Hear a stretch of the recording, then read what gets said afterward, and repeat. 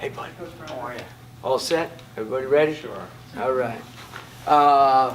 Give East Carolina a lot of credit. We knew how important it was for us to guard the dribble, keep them out of the lane. Veteran, strong guards who have logged a lot of minutes, and we just didn't do a good enough job of that in the second half. I thought a key point in the game was the last 2 minutes of the first half, where we had a 10-point lead. Now you need to win those last 2 minutes and get that thing to 12 or 13, or at least keep it at 10.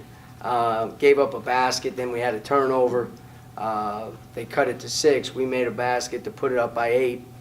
And then the last play, our defense just kind of broke down on that one, gave up the wide open layup. But didn't, number-wise offensively,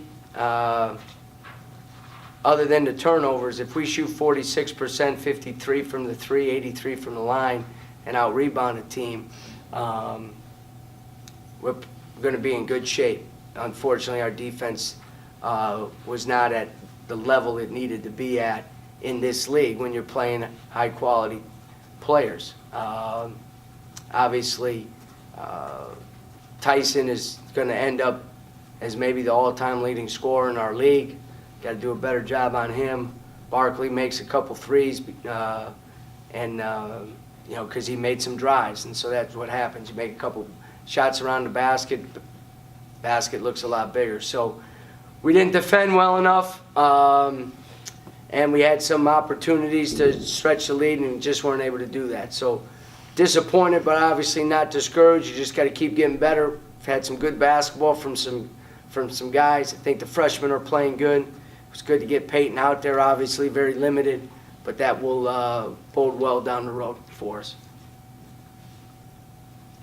Coach, in the midst of the stretch, the early conference season, do you feel there was any added importance in this game to try and get a win?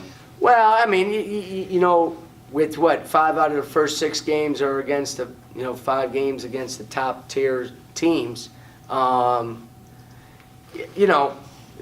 you play other teams that maybe in the middle of the pack. It's early, but yeah, I mean, it was an important game, home game, opportunity to bounce back after 2, tough losses, play better. And I thought we came out with the energy to do that. We weren't very good defensively early. We had to go to the zone. That hurt them a little bit, but then they started driving the zone as well. We just didn't play well enough on the defensive end to get the win. Every game is important.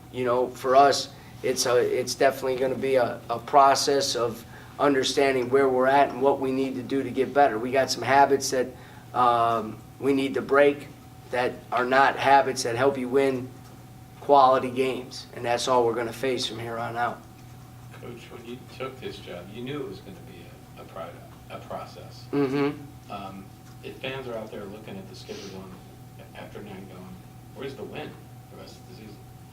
Do you understand that, or is it people have to be more patient, or is it just it's going to take time? This is the first year. You know what I mean? Yeah. We can't look down and say, where's the first win? We need to just take it, one day at a time in terms of practice and getting better and get the young guys better, get our older guys better. We've played well in stretches against some high-quality teams. Can we keep getting better so those stretches become longer? Can you get a break here or there? You know what I mean? Sometimes you win games just because you get some breaks during the games. I've been at it long enough to see some of those games. But you can't, I'm never a guy that looks at the schedule and says, hey, we got to get this one, or boy, anything like that. For us, it's going out there and competing every night and competing at a level that we got to play hard every single play, irregardless of what the score is, what's going on. If you've got a shot, if you've made a shot, if you've touched the ball, those are the maturity things that we need to develop in our program.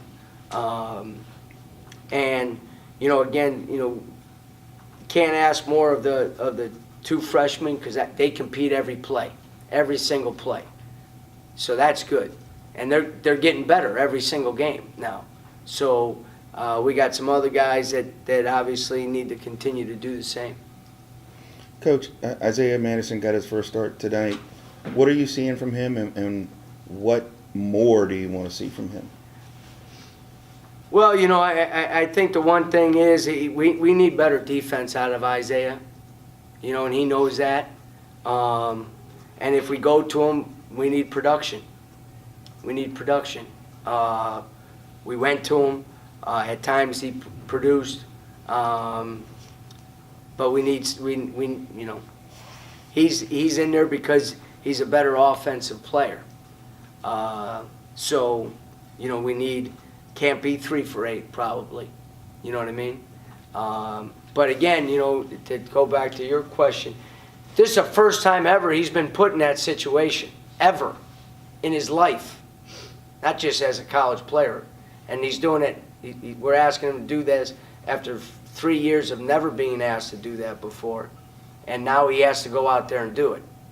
That's the situation we're in right now. It's not great, but as I've said in front of this illustrious group time and time again, it's a rational explanation. We're not going to use it as an excuse, but it is a rational explanation. But that ain't going to change. So now he needs to embrace that, and get to work, get better in some of the key areas. Again, he doesn't need to become 50% better. We just need 10% better right now. And if he does that, then that would definitely help us. And if everybody did that, then we'd be a much better team. Coach, elaborating on that a little bit, are your guys trying to do maybe too much? You know, that's a good one. And you know, again, I think the guys want it bad. They want to be successful. They know where the program's at. They want to change it. They know it's not going to be a complete flip of the script when it comes to a change. But they want to see an incremental change and also to set the tone for the future. So sometimes they want it too bad. An example of that is in the first half, we had multiple opportunities in the open court where we come away with nothing. 2 charges, you know, just trying to do a little bit too much, you know, and so as a coach, where we're at, our number one thing is this program, we got to learn how to play hard every single play and compete, okay? With that, though, also comes some basketball decision making, and we're struggling in some of that right now. You know what I mean? We're struggling in some of that right now. But that's also where we're at as a program, where probably the first step is to get us where guys are playing their tails off, playing hard, trying to be aggressive, trying to, you know, and then hopefully improve them in some of the decision making. The 14 turnovers were probably due, most of them were due to trying to do a little too much.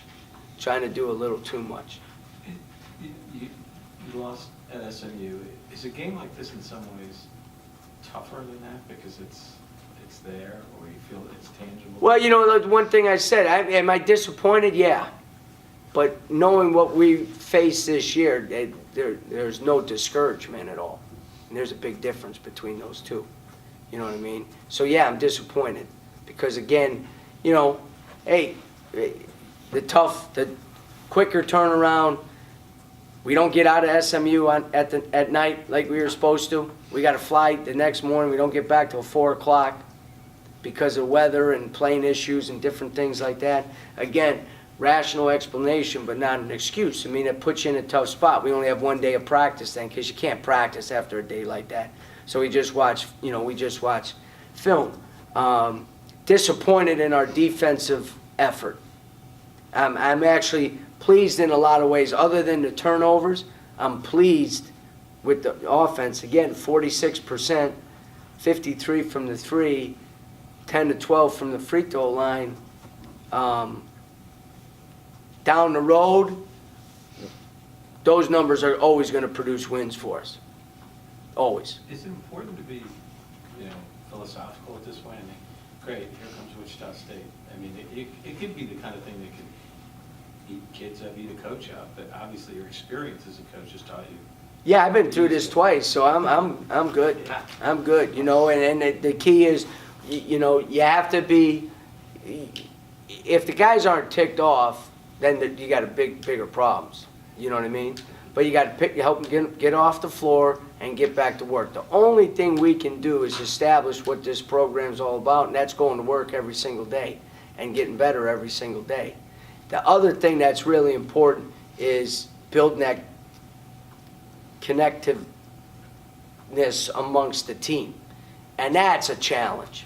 You know what I mean? That's just, our guys like each other, but because of how this team was put together and what, it's hard. You know what I mean? To build the trust, to build the respect, to build the, you know, where everybody's on the same page all the time. That's a difficult challenge in this day and age with how we had to assemble the team and where the program was at. You know what I mean? Where the program was at and what were some of the, you know, areas that were deficient in the program. And guys like Jiggets and Peyton Banks and Terrence, although they've had ups and downs, as I said, they've stabilized us in a lot of those areas. And I think as you see the freshmen grow, and you guys don't get to see it, but you see the 3 kids that are sitting out grow as players every day. A lot of that has to do with those upperclassmen that we brought in. Coaching 101 is don't let one loss become 2 losses. Is it harder with the 40-point loss to forget or a 2-point loss, or is it a loss? You know, a loss is a loss. You know, the one thing I always say about the, you know, like Houston game, we're down, I think, 9 at halftime.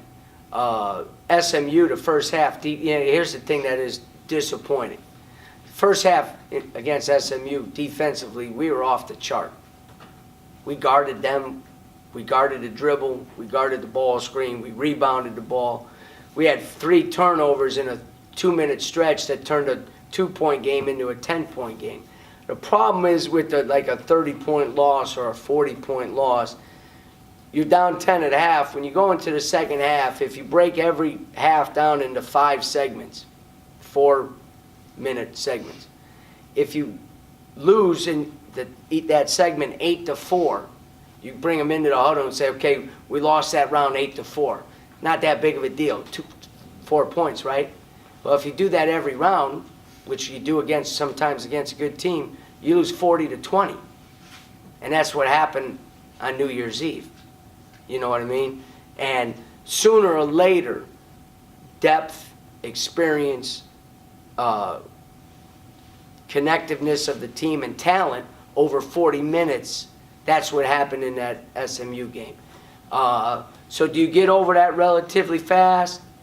You know, you look at it and you see the mistakes that were made. You see the open shots that you don't get.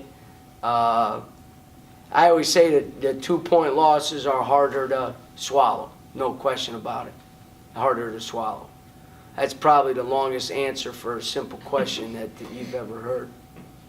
Health-wise, Peyton's coming out of it. Yeah. Last week you said TJ had been really sick. Yeah. How's the rest of the Yeah, I think everybody's good. You know, David's having a little bit of an issue, not with the injury, and he slowed up a little bit. It didn't look like it today. He did a pretty good job. 3 for 4 defensive rebounds, 7 points in 17 minutes. What we need to keep getting. How many minutes did Justin play? 34. That's a lot of minutes. Is that right? Justin, 34, yeah. You know, we need to keep getting those freshmen 20 to 25 minutes a game. That's what we need. And we need to get Peyton back healthy so we can, you know, utilize some different things offensively and then kind of take it from there. But I think come Sunday, I think everybody will be back on track. Cool. Okay? All good? Thanks, Coach. All right.